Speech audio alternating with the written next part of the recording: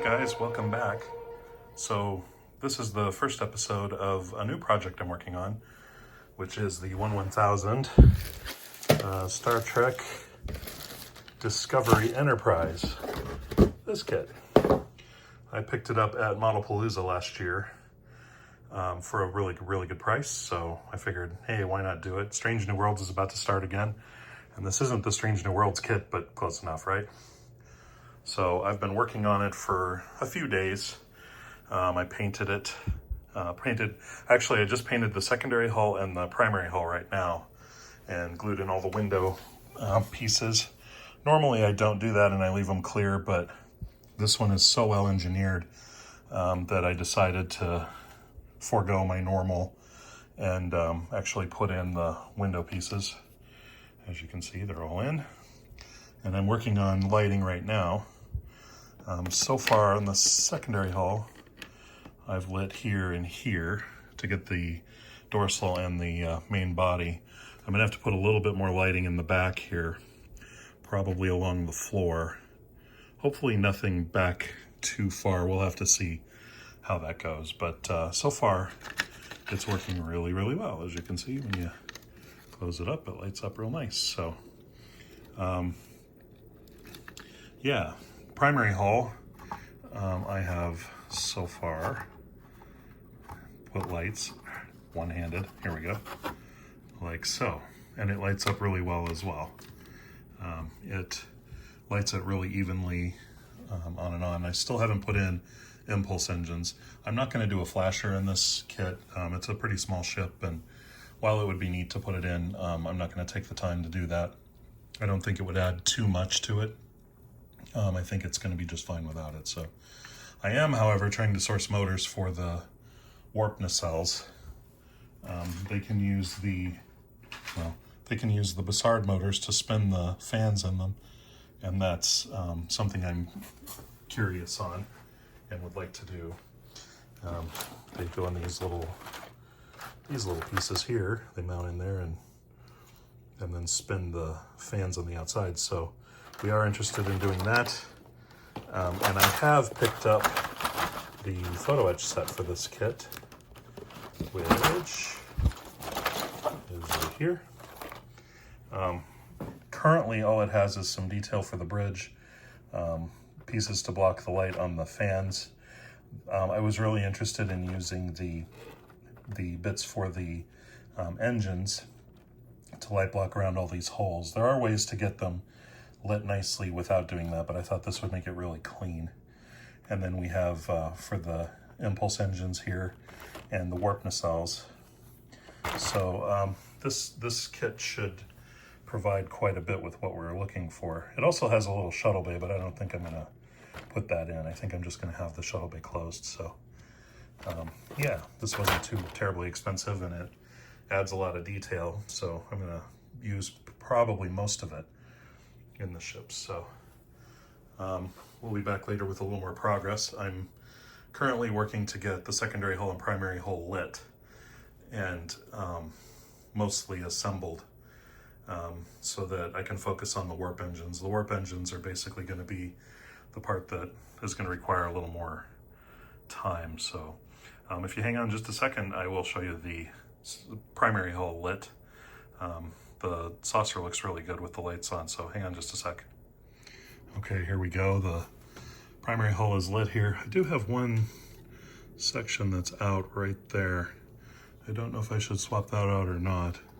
The rest of it's working fine and it lights up the whole thing, so I may do it just to be safe. So once you get this thing glued shut, it'd be my luck and the whole thing would go out. But yeah, if we do this, it over, it lights it up real nice. So, and I've got the green and the red. They're just solid on, but they are lit. And I'll do the same for the top. So, but yeah, it lights up all the side windows and everything else real nice. So, now Boyd at TrekWorks has said that there is no way to get this to project lighting forward because the slope of the saucer doesn't allow for light to get out onto the registry. So that kind of saves me from having to do a lot of work on that. so I'm not going to bother working on it. And you can't do a Raytheon effect because the plastic is gray, so it is what it is, but we'll just have it like that and we'll pretend. But yeah, it's so far taking shape really quickly. It looks really good. So I'm going to swap out that other piece of LED tape and finish up the lighting on here. And once I get it all done, I'll try to mock something up so you guys can see it. It looks like it's going to turn out real sharp, so hang tight and we'll see where we got. Okay, it's been a couple weeks since the last time I filmed, but we're making some progress on the Enterprise. I did close up the saucer, and I did get my 2 red LEDs for the impulse deck. They're in there. There is a little tiny gap all the way around the saucer, so I'm going to have to fill that with a little bit of putty and get it all smoothed out, but that shouldn't be a big deal at all. The saucer looks great when it's lit. Everything is going really good on it. I've also done all of the wiring on the secondary hull, and I lit it on both sides. So I did an LED strip here. I did one at the bottom in the back, and I did one facing up into the dorsal. I did that on both sides with the exception of the one on the dorsal. That one does both sides. I've also masked, light blocked, and painted the shuttle deck here on the back half. And the reason I didn't do the whole thing is because there's a little bump here. That's one of the lights that goes up to the windows. So I needed to leave it clear so that we had a good LED light shine through up there so that you can see it. It lights up really nicely. Everything in here looks perfect when it's on, and I can actually show you that in just a sec. Hang on. And here we are with it lit. And as you can see, all of the lights light up real nice on the secondary hull. It looks really nice and even in person, so I'm very happy with how that turned out. So next what I'm going to do is I'm going to wire up a set of wires leading from the power source that'll go up through the bottom, right through here. We're going to do that, just have a couple of wires coming down here and then go up and tie in with the main wires here so that we can get the power out. And then I'm going to set up a couple of wires to go out each warp nacelle and start the warp nacelles. So I'm going to get them all painted and ready to roll, even though I don't have the motors figured out yet, but we will get there when we get there. Also, I've annealed the photo etch set and it's ready to go in. I'm going to be using one of the 2 sets of impulse engines. I'm not sure which ones yet. I'm going to use the fans. I'm going to use these for the ends of the warp nacelles, and I'm going to use the chiller grills. Oh, and also this bridge detail. I kind of like it as well. We'll put that in there. So all in all, I'm going to use most of this photo etch set, just not the shuttle bay, and probably I'm not sure about these little dots here that are supposed to go. I think they're a docking port. So we'll see if I use those or not, but otherwise, yeah, coming along. So I'm going to start buttoning this thing up and getting it all set to go on the pole, and then we'll start worrying about the nacelles. So hold tight. Okay, we got the saucer attached, and it actually looks pretty good. We got it all buttoned up. Now, you got to be careful. There's not a lot of room in this thing. It's really small. So getting the wiring through the dorsal was really difficult. There's just a little tiny space to pass it through. So what you want to do is you want to group all of your wires in here and then just solder on like 1 power, 1 ground, and go through the dorsal down to the secondary hull, because there's just not a lot of space in there. You can't stuff a big bunch of wires through there. It just doesn't work that way. But yeah, we got it together. There's still a lot of putty work and stuff to do, but that shouldn't be a big deal. Typical model stuff. And then in the meantime, I'm going to start on the nacelles. I got the pylons attached. We got our power and ground through those, so those are ready to go on. So that will be next. But yeah, the lighting is really nice and strong. It looks good. It's a little bit out of scale. I think the lighting might be a little too bright, but whatever. It's fine.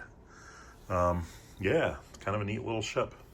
I also started prepping this. I got it light blocked and put a coat of paint on it so that when it goes on, it'll block that off when you put the deflector on. But yeah, all in all, not too shabby. So anyway, I'll be back later with some updates. All right, and we are at the end of the video. I've done my putty work around the saucer edge and around the edges of the pylons and on the belly. The belly was really bad. There was a giant seam there running along it. So I still have a little bit of work to do here and there, but I think it'll clean up pretty good. I'm not going to go crazy with it, but I do want to get some of these seams covered up. That one right there, right at the front, was pretty gross. I'm going to cover that one up. Oh, I need to do the neck too. I may or may not do the neck. We'll see. Maybe there's a decal that'll cover that up. There's still a little tiny bit right there. And I had one back here. I got most of it. This one would not go away. And it's still there a little bit. But all in all, I mean, this kit is really well engineered, so it's going together real nice. So we'll get her all puttied up. In the meantime, I need to start building the warp nacelles, so I think I'll save that for the next video. So I figure this one's got enough in it to get us started. But yeah, Strange New Worlds, not Strange New Worlds, Discovery Enterprise.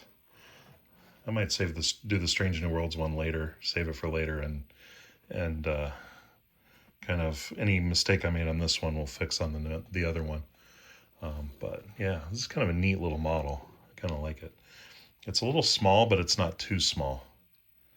It's just a little bit smaller than the 537 refit. So still big enough to light, but you know, you don't have to go crazy with it. But anyway, that's it for now, and I'll see you in the next one.